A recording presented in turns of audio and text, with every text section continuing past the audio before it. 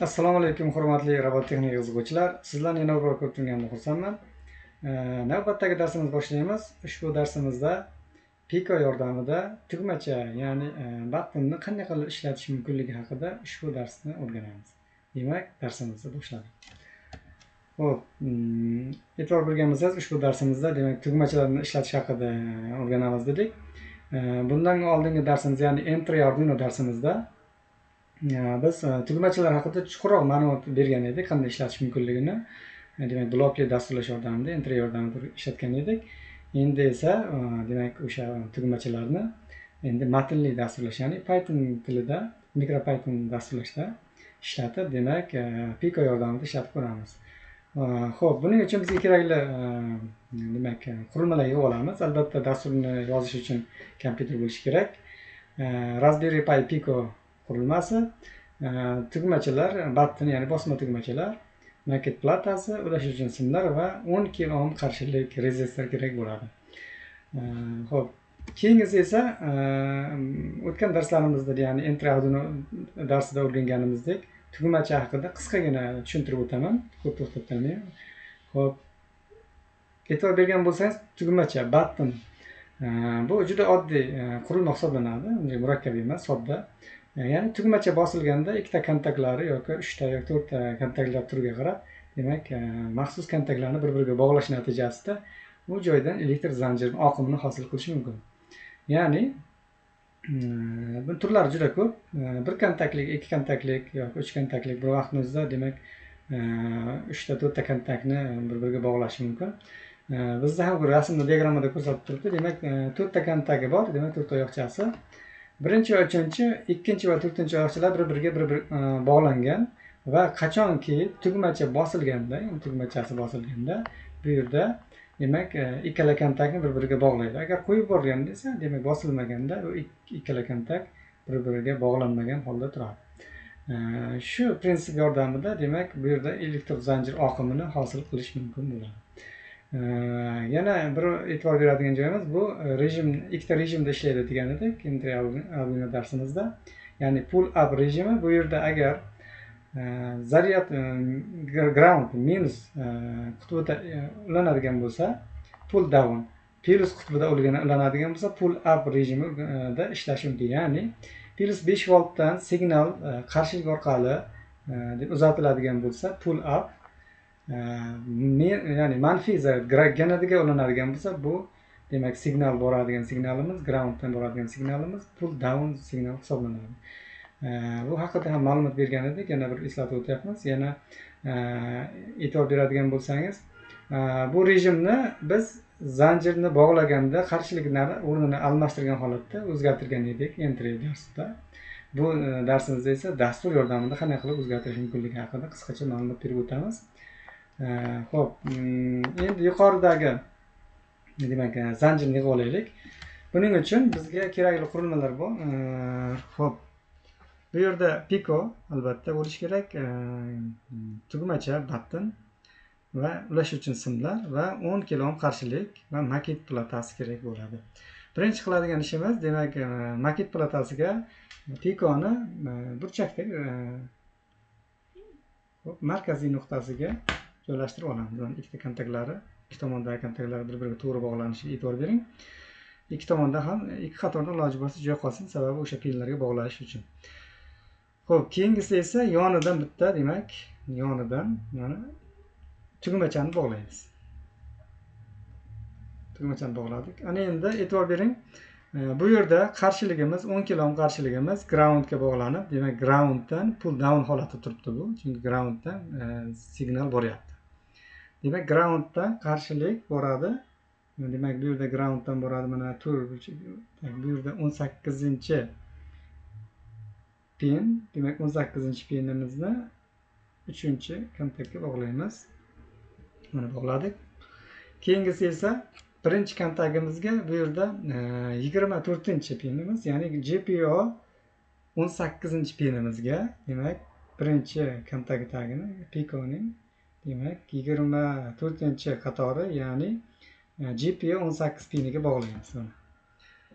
Keyingisi esa unga albatta musbat zaryad berish kerak, ya'ni 5 volt kuchlanish. Bu yerda 40-chi demak pinimiz va bus ham deb nomlanadi. Demak, o'sha pinga bog'laymiz mana. Shu ikkinchi demak tugmachaning ikkinchi piniga bog'lab oldik. Elektr zanjir yig'ish murakkab emas.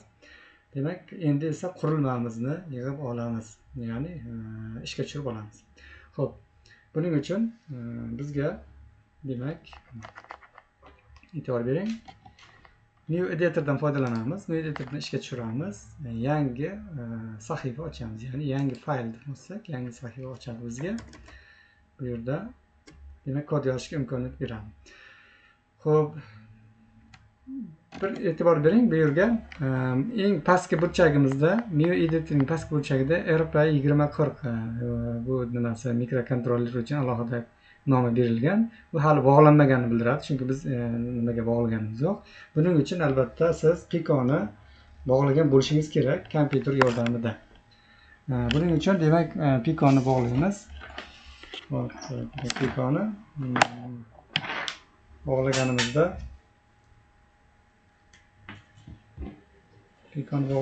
bu demak signalimiz mana. E'tibor bering, bu yerda X tugmachasi bor, ulanmagan edi. Endi Pico'ga ulanganida bu yerda Pico'ga ulanganida e'tibor bering, demak X tugmachasi yo'qoldi. Demak, to'g'ri bog'langanini bildiradi. Xo'p, to'g'ri bog'langanini ma'lum bo'lgandan so'ng bu yerda yana tekshirib ko'rish ham mumkin. Ya'ni bu yerda tekshirish uchun fayllarga bo'limiga kirsangiz, ikkita demak qurilmaning xotirasi kirib chiqadi. Ya'ni kompyuter uchun alohida xotira va qurilma uchun alohida xotirasi, fayllar uchun alohida xotirasi bor. Demak, bu to'g'ri bog'langanligi haqida ishonch hosil qilishingiz mumkin. Faylga qaytamiz. Endi esa buni ishlatish uchun dasturiy qismga o'tamiz. Dasturiy qismida avvalambor o'tgan darsimizda e'tibor bering. O'tgan darsimizda Pico Zero kutubxonasidan foydalanib, ichidagi demak klasslardan foydalanib qurilmalarni ledni yoqib ko'rgan edik. Bu safargi darsimizda xuddi shunday demak Pico Zero kutubxonasini chaqirib olamiz, ya'ni from deymiz. Bu yerda demak from Pico Zero kutubxonasini chaqiramiz.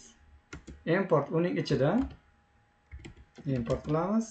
Xo'p, tugmacha uchun button deb yozilgan, b katta harf bilan button deb yozasiz, ya'ni button deb o'qiladi. Demak, bu yerda Pico Zero ichidagi button klassini chiqarib oladi, ya'ni chaqirib oladi. Bu o'sha button yordamida biz demak tugmachamizni ishlatishimiz mumkin bo'ladi.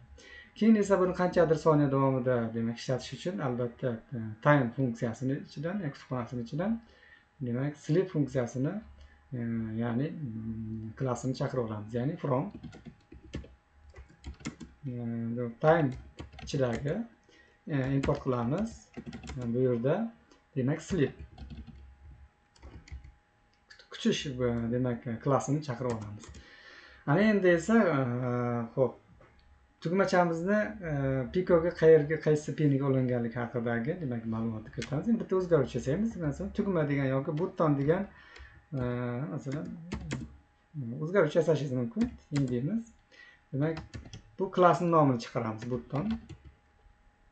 Hop, qaysi pinga ulanganligi haqida ma'lumot kiritamiz. Demak, 18-pinga bog'langan. Joylashdi. Ana endi buni ishlatib tekshirib ko'rish uchun birinchi qiladigan ishimiz demak bu bosganimizda bu bosilgan yoki bosilmagan haqida ma'lumot bersin. Ya'ni tugmacha bosilgan, agar tugmacha bosilsa terminalga print qilib tugmacha bosildi desin. Bo'lmasa tugmacha bosilmagan degan ma'lumotni terminalga chiqarsin. Ya'ni bizga shart kerak bo'ladi. Shartni demak bir marta yoki doim bajarish mumkin. Bizda esa doim tekshirib tursin. Ya'ni while true bo'ladi. While true deymiz. Demak, bu davomiy rost bo'lguncha takrorlash degan ma'noni anglatadi. Bu yerda ichiga joylashtirish uchun albatta 4 qator bo'sh joy qoldirish kerak. Ya'ni bu degani while true ni ichiga joylashadi degan ma'noni anglatadi. Keyingi bosqichda bu yerda demak shartni kiritamiz. If. Hop, qanaqa nima qilishni? Demak, button, ya'ni button degan o'zgaruvchimizni ichidagi bosganda, ya'ni button tugmachani qanday ishga tushirish uchun, ya'ni bosilganda degan nimasini ishga tushirish uchun s preset degan metodi, ya'ni usuli mavjud. Ya'ni button deymiz, nuqta deymiz. Nuqta degan buni ishga tushirish haqida, ya'ni s preset metodi ishga tushirsin ma'nosini anglatadi. S pastki chiziq bilan preset bosilganda, ya'ni tugmachaning ichidagi 18-pin tugmacha bosilgan bo'lsa, demak 2 nuqta qo'yamiz va ichkarisidan nima qilsin? Print terminalga deymiz. Tugmacha bosildi yoki tugma bosildi.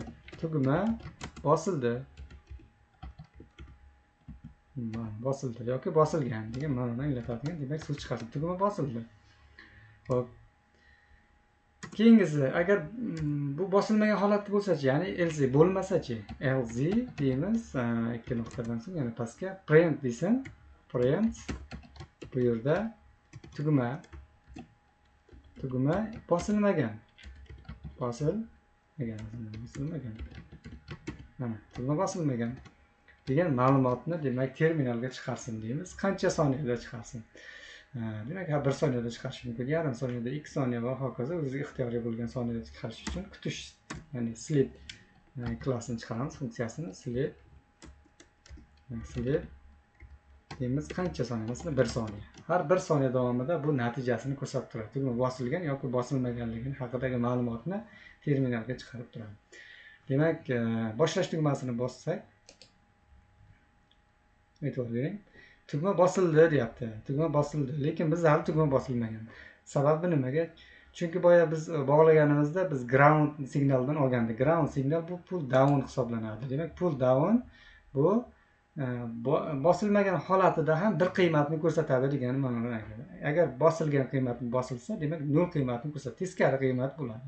Bu pull down qiymatining demak funksiyasi, rejimining funksiyasi ishlash prinsipi hisoblanadi.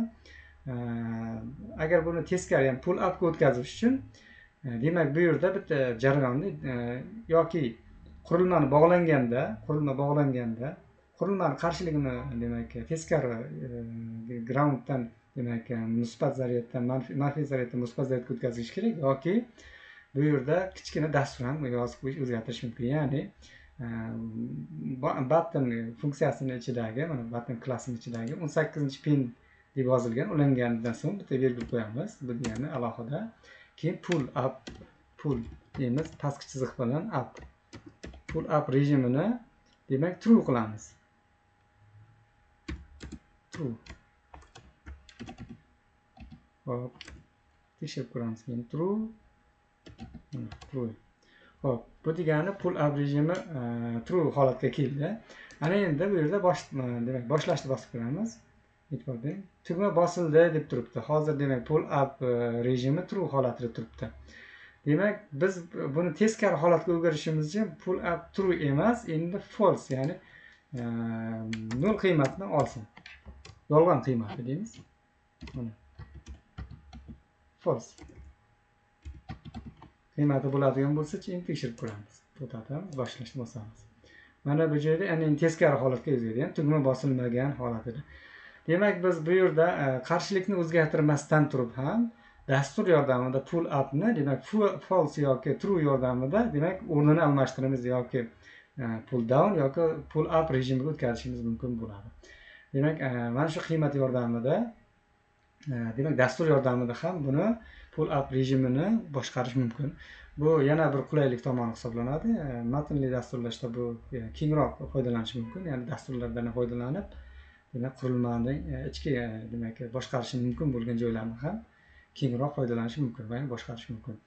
Lekin nimada blokli dasturlashda chegaralangan hisoblanadi. Ya'ni siz buni to'g'ri kelmaydigan bo'lsa, albatta qurilmadan o'ziga to'g'ri ulashishingizga to'g'ri keladi. Lekin bu yerda dasturda ham bu xatolikni biroz to'g'rilash mumkin. Demak, pull up rejimini ham alohida kiritib, demak to'g'ri matn kiritishni yoki noto'g'ri jarayonni demak boshqarish mumkin bo'ladi. Demak, dasturimiz ishladi. Endi tugmachani bosamiz. To'xtatishni bosib. Yana boshqatdan alohida tugma bosilmagan, mana tugma bosildi, bosilyapti. Qo'yib yuboradigan bo'lsak, demak tugma bosilmagan holatda, yana bosilgan holatda, yana bosilmagan holatda, demak jarayon to'g'ri ishlay boshlaydi. To'xtatamiz. Ana endi keyingi qismiga o'tamiz. Keyingi qismda nima qilamiz? Keyingi qismda biz o'zining ichki ledi bor. Aytganidek, har bir qurilmada o'zini alohida tekshirish uchun, ishlatish uchun ichki ledi mavjud. Biz ham buni tugmachani bosganimizda ichki ledini yoqib ko'ramiz. Buning uchun kichkinagina funksiya, buni o'chirib qo'ying. Demak, kichkinagina funksiya yasaymiz. Ya'ni qanaqa div deymiz funksiya. Ledni yoqib o'chiradigan funksiya. Ledni yoqib o'chirish funksiyasi deb nomlaymiz. Bu biroz nom uzun bo'ladigan bo'lsa, demak, inglizcha nomida, ya'ni div deymiz. Led off on yoki on off. Yoqib o'chirish ma'nosini anglatadigan, demak, nom qo'yib olamiz. Ya'ni funksiyaning nomi led deymiz. Mana bo'shcha qoldirishimiz, e'tibor bering, funksiya o'zgaruvchilarda bo'shcha qoldirilmaydi. Ma'lum so'zlarni bog'lash uchun bunda pastki chiziqlar yordamida foydalanib, demak, bo'sh joy ma'nosini qoldirish mumkin anglatadi.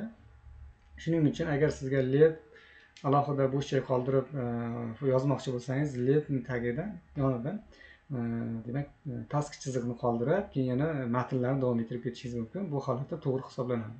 Agar bo'sh joy holatida bo'lsa, bitta funksiyani ledni o'zi o'zgaruvchi yoki funksiyani deb qabul qiladi. Shuning uchun bu bo'sh joy qoldirish xatolik hisoblanadi.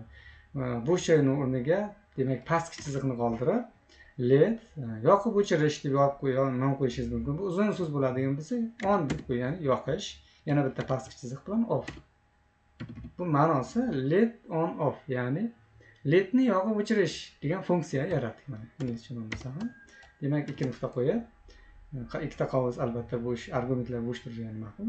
Agar matn yoki qanday qiymat kiritsa, demak qavs ichiga kiritish mumkin. Va ikki nuqtadan keyin davom etadi. Enterni bosganingizda sizga alohida, demak, 4 ta bo'sh joy qoldiradi. Bu degani o'sha funksiyani ichida joylashadi degani. Demak, qanaqa funksiya? Ledni yoqib o'chiradigan funksiya yasaymiz. Ya'ni ledni yoqib o'chirish uchun pico led deymiz. Ya'ni pico led bizga bu yerda o'tgan darslarimizda pico ledni ichki ledini yoqish uchun pico led demak klassidan foydalangan edik. Bu yerda xuddi shunday button degan import chaqirish davomida pico ledni ham chaqirib olishimiz kerak. Ya'ni buttonni virgul qo'yamiz, bitta joy qoldirib, pico deymiz, tak chiziq bilan led. Bu degani pico led klassini chaqirib oladi. Bu ichki ledni yoquvchi funksiya hisoblanadi. Keyin esa bu yerda davom ettiramiz. Bu yerda pico led deymiz. Pico led nuqta yoqish. Birinchi yoqsin funksiyani, demak, bu ishga tushirish uchun yoqish, ya'ni on deymiz. Qavs ichiga. Demak, qavsdan bo'sh ochib yopamiz.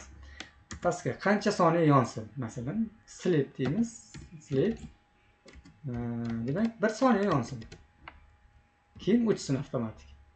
Pico pastki chiziq led nuqta deymiz, o'chirish uchun offni bosamiz. Ya'ni bu funksiya, demak, ishga tushgandan pico ledni 1 soniya yoqib, keyin o'chiradi. Demak, vazifasi xuddi shunday.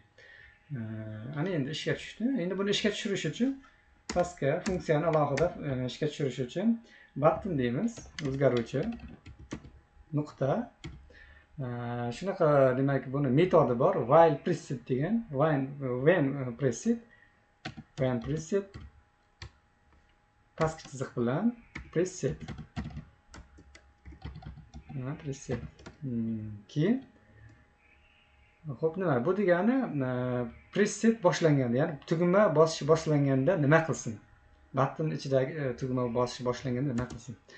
Xo'p, nuqta buni ish sozlash uchun, demak, bu funksiyani ishga tushirsin, ya'ni led off on funksiyasini ishga tushirsin deymiz.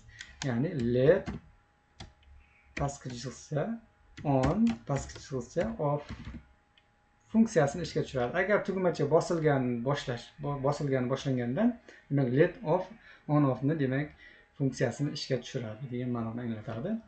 Boshlashni bosadigan bo'lsak, demak, mana ishga tushdi. Endi buning uchun tugmachani bir bosadigan bo'lsak, e'tibor bering, mana demak ishlayapti. Xo'p. Mana bu yerda demak tugmachani bosganimizda led bir marta yonib o'chyapti. Bir marta yonib o'chyapti. Bir marta yonib o'chyapti. Bu degani bu button funksiyasi preset bosilganda demak led on off funksiyasini ishga tushiradi degan ma'noni anglatadi. E'tibor bergan bo'lsangiz, bosib turadigan bo'lsangiz bir marta yonib o'chadi. Bir marta bossangiz bir marta yonib o'chadi. Demak bir soniya yonib o'chadi.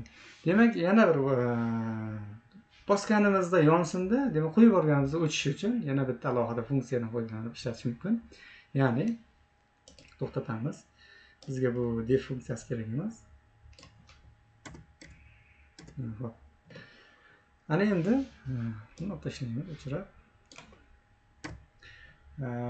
Bu demak bosilganda tugmasi, demak button degan o'zgaruvchi demak funksiyasi preset ya'ni bosilganda nima qilsa, birinchi led pico ledni yoqib olamiz. Pico ledni yoqib olamiz. Pico deymiz. Pastki chiziq bilan led nuqta on. Bu ishga tushish, yoqishni bildiradi. Enter endi buni bosishni qo'yib yuborganimizda esa, bosishni qo'yib yuborganda degani nimamiz? Ya'ni button yozamiz. Nuqta while related. While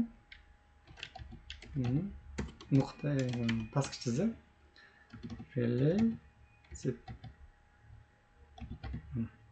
Bu degani birinchisi preset bosilganda led yonadi, qo'yib yuborganda esa bosishni qo'yib yuborganda esa demak led pico ledni o'chirish kerak. Pico pastki chiziq led deymiz. Nuqta off ya'ni o'chirish ma'nosini anglatadi. Endi bu funksiyani ishga tushirib ko'ramiz. Boshlashni bosamiz.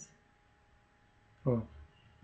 Mana bosamiz. Bosib turish jarayonida yonib turadi. Agar qo'yib yuboradigan bo'lsak, o'chadi. Yonib turadi, o'chadi.